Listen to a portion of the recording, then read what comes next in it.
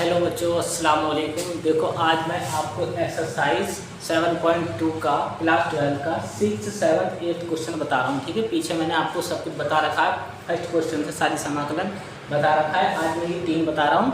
अगर वीडियो पे नए हो तो प्लीज़ चैनल को ज़्यादा से ज़्यादा सब्सक्राइब कीजिए, लाइक कीजिए, कमेंट कीजिए। ठीक है, देखो इस सवाल को हम करते हैं। सवाल यह √ax+b। अब हमें समाकलन करना है तो यहाँ हमें समाकलन का साइन लगाना पड़ेगा, याद रखना समाकलन, और यहाँ dx ज़रूर लगेगा, तुक में नहीं है मगर यहाँ आपको लगाना पड़ेगा। ठीक, चलो इस सवाल को पहले सवाल को करते हैं। तो मैं ये 6 हटा ले रहा हूँ थोड़ी देर के लिए, आप समझ जाना। लेट i बराबर क्या लिखेंगे, इंटीग्रेशन dx। ये क्वेश्चन आपने लिख दिया। अब देखो इस अंदर वाले को आप t मानो, ax+b बराबर हमने क्या माना, t। अब यहाँ लिख देंगे x के सापेक्ष अवकलन करने पर, x के सापेक्ष अवकलन करने पर, ठीक है, इसका अवकलन करेंगे तो ax+b, तो a तो ऐसी रहेगा, x का अवकलन बच्चों 1 हो गया, b का 0 हो गया, और t का जब अवकलन करेंगे तो dt अपॉन क्या हो जाता है, dx। तो इस dx को इधर ले आओ और इस a को नीचे, ये a कम a ही रह गया है, कौन रह गया, a कम a, तो इधर dx हो जाएगा और dt के नीचे बच्चों कौन आ जाएगा, a आ जाएगा। ठीक, dx इधर आ गया और a नीचे, क्योंकि a कम a में 0 जोड़ोगे a आएगा, तो a नीचे आ गया। तो जहां जहां इस सवाल में dx है वहां हम dt अपॉन a रख सकते हैं। ठीक है, अब देखो इंटीग्रेशन भी, इस रूट को हम 1/2 भी बोलते हैं, तो ये t कैसे आ गया, इसको मैंने क्या माना है t, और इस रूट को हम बोलते हैं 1/2, और यहाँ आ जाएगा dt इस dx की जगह, और 1/a मैंने बाहर ले लिया। अब समाकलन में क्या होता है कि जितनी पावर है उसकी पावर 1 बढ़ जाती है। अब ये तो 1/2 है, तो यहाँ बच्चे सोचने पड़ते हैं 1/2 में कैसे करूं, तो सीधा सिंपल लॉजिक याद कर लो कि इन दोनों को ऐड कर लो, 1 और 2 कितने हो गए, 3। ये 1 है और ये 2, तो कितने हो गए, 3, और बट्टे में 2 जरूर रहेगा, ध्यान रखना। 1/a, t की पावर कितनी हो गई, 3/2, और ये पावर यहाँ उल्टा करके लिख दो, हो गया समाकलन प्लस c। अब देखो 2 एकम 2/3a, और t हमने किसको माना था, ax+b की पावर 3/2, क्योंकि ax+b को ही t माना था, इसको हटाना है तो यहाँ c।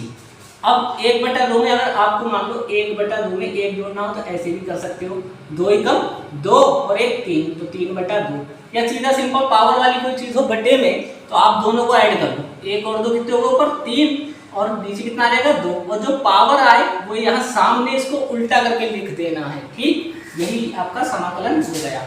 अब इस सवाल को करते हैं 7th वाले। इसमें भी क्या करेंगे, इसको हटाओ, यहाँ लेट i बराबर इंटीग्रेशन, और ये हो जाएगा आपका dx। तो अंदर वाले को t मान लो, x+2 बराबर t रखने पर, तो देखो पहले इस 2 को उधर लेके जाओ, x बराबर क्या हो जाएगा बच्चों, t-2। तो अब इसमें जहां x है वहां क्या रख सकते हैं, t-2 रख सकते हैं, और इसका अवकलन भी कर लो। तो dx का अवकलन क्या होगा बच्चों, x के सापेक्ष लिख देते हैं पहले, x के सापेक्ष अवकलन करने पर,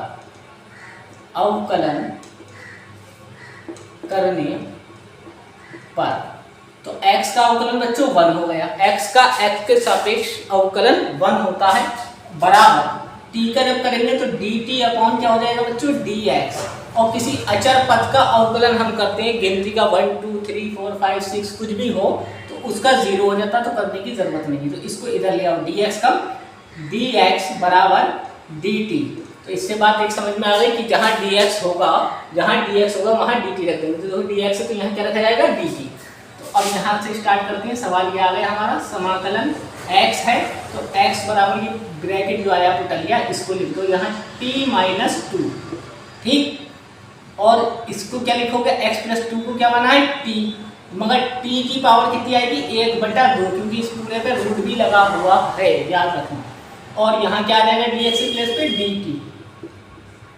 अब ये t 1/2 है, इससे भी गुणा करेगा और इससे भी करेगा, तो ये हो जाएगा t, इसकी पावर 1 है, यहाँ 1/2 आया, ये मैंने अभी पीछे आपको बताया था, 2 एकम 2 ही कम 2 और 1 ऐड कर दो तो 3/2। ठीक, ये समाकलन नहीं हुआ, कहीं नीचे लिख दो आप। ठीक, ये अभी इसने मल्टीप्लाई करी है इससे, अब ये इससे भी करेगा। पहले यहाँ dt भी कर दो, -2 बाहर आ गया, इसके बाद कुछ है नहीं तो ये ऐसे ही रहेगा, t की पावर 1/2 dt। अब समाकलन करो, तो मैंने अभी बताया था कि इन दोनों को ऐड कर लो, 3 और 2 कितने हो गए 5, तो t की पावर कितना हो जाएगा ऊपर 5/2। और ये पावर है, जब सामने लिखो तो उल्टा लिखो।